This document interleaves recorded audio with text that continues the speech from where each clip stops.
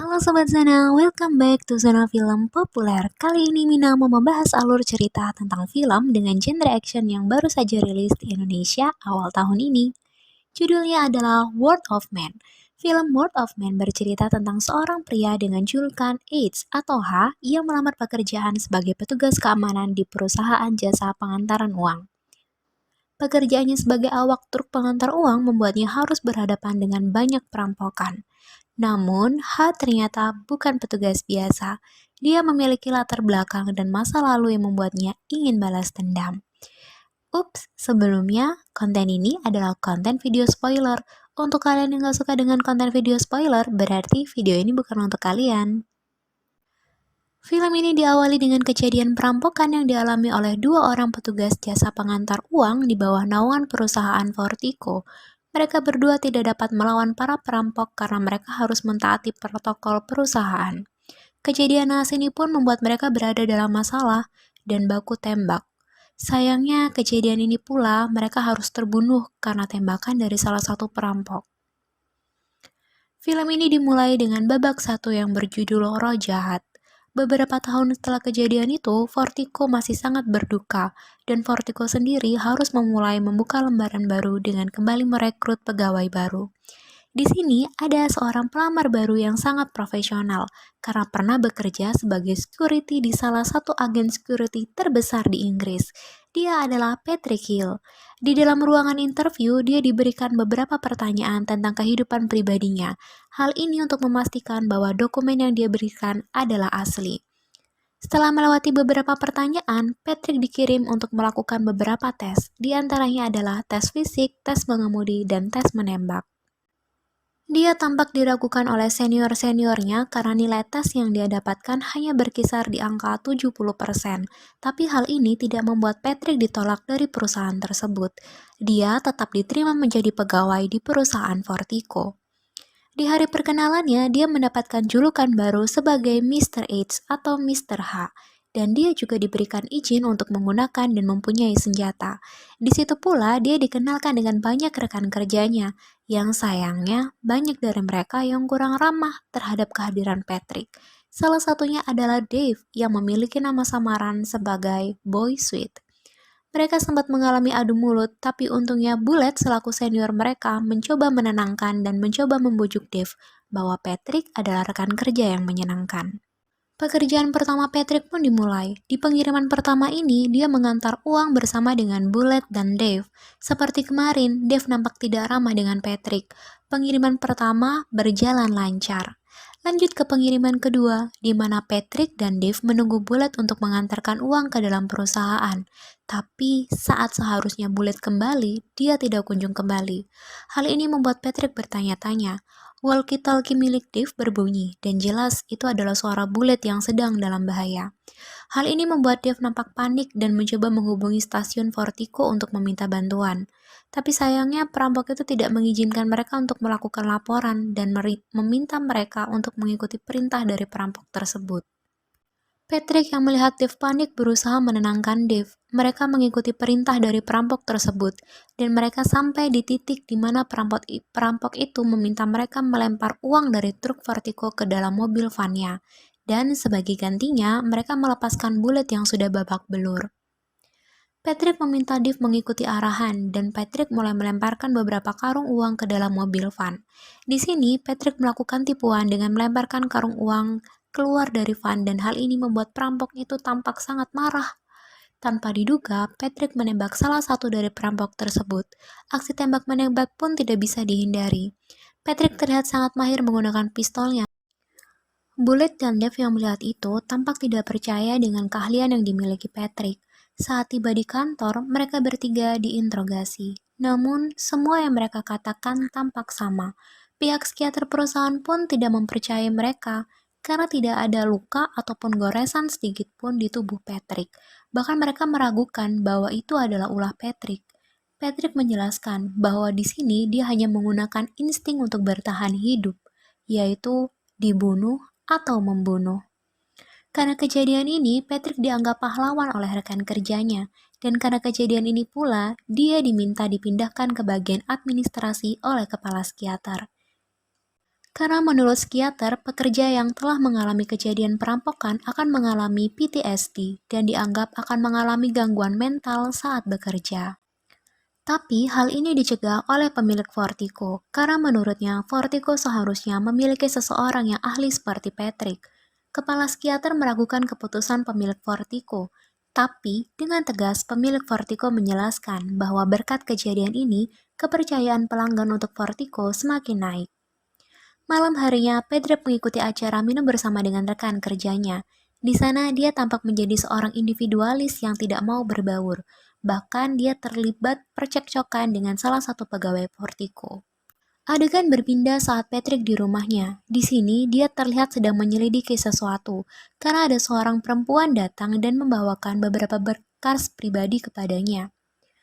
3 bulan kemudian, Patrick selalu menjadi pegawai teladan karena kemampuannya, hingga banyak rekan kerja Patrick yang tidak menyukai Patrick. Kali ini, Patrick dan Bullet kembali mengantarkan uang. Di tengah jalan, mereka dihadang oleh beberapa perampok bermasker. Mereka menyemprotkan cairan berwarna hitam di kaca dashboard, sehingga Patrick dan Bullet tidak bisa melihat apapun. Para perampok itu juga melemparkan bom asap ke dalam truk, sehingga Patrick dan Bullet mengalami sesak nafas. Patrick dengan sigap mengambil sapu tangan di dalam sakunya. Dia kemudian keluar ke belakang bagian truk. Disinilah kejadian epik dimulai saat Patrick mulai membuka sapu tangan yang menutupi mulutnya dan hanya melihat muka Patrick, para perampok itu memutuskan untuk segera pergi dan mundur.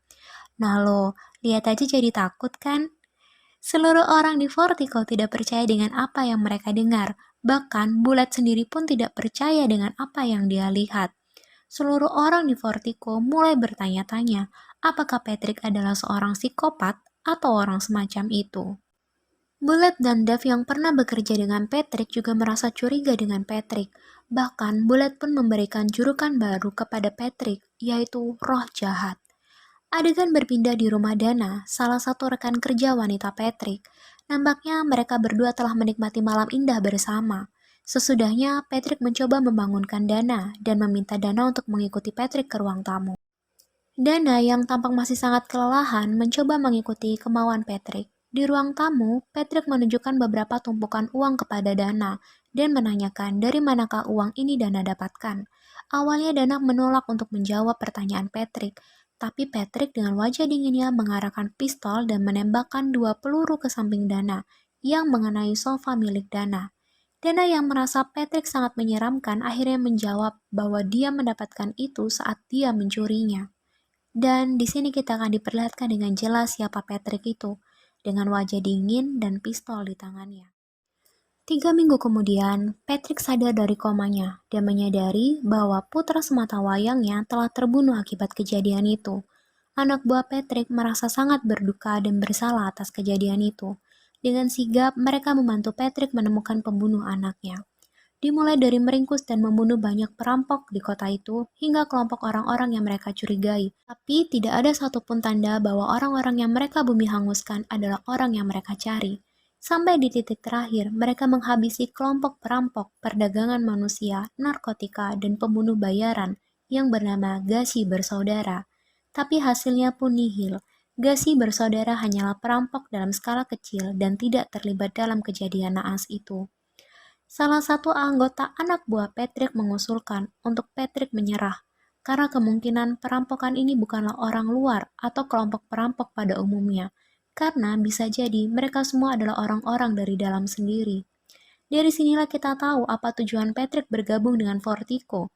Yang awalnya sebel banget nih sama Patrick jadi super respect, karena disinilah nampak bahwa dia adalah seorang ayah yang sangat dekat dengan anaknya dan sangat mencintai anaknya. Patrick dibantu oleh seorang wanita yang sama dengan yang memberi Patrick dokumen di awal babak. Perempuan ini memberikan identitas palsu untuknya. Nama Patrick sebelumnya adalah Mr. Mac dan kemudian diganti menjadi Patrick Hill dengan kebangsaan Inggris. Hal ini dilakukan agar Patrick dapat menjadi salah satu agen jasa di Vortico dan memulai penyelidikannya. Alurnya mulai menarik di sini. Babak ketiga dimulai dengan judul Binatang Nakal dan Buruk. Adegan dimulai dengan segerombolan pria yang sedang merasa bosan dengan hidupnya. Yang kita tahu, salah satu dari pria tersebut adalah komplotan perampok yang menyamar menjadi pekerja bangunan. Mereka kehabisan uang curian dan ingin memulai untuk mencuri lagi. Emang sih, kalau udah mencuri sekali, ketagihan. Salah satu dari mereka mengusulkan beberapa rencana untuk merampok lagi. Singkat cerita, mereka memutuskan untuk merampok pada saat Black Friday, yaitu salah satu hari penting di mana Fortico akan mengirimkan banyak uang ke perusahaan-perusahaan yang bekerja sama dengan mereka. Disinilah mereka akan mendapatkan uang dalam jumlah yang sangat banyak. Mereka semua setuju dengan ide ini. Salah satu dari mereka memberitahukan betapa bahayanya misi mereka kali ini. Tapi, sersan dalam komplotan itu meyakinkan bahwa semua aman karena mereka memiliki orang dalam.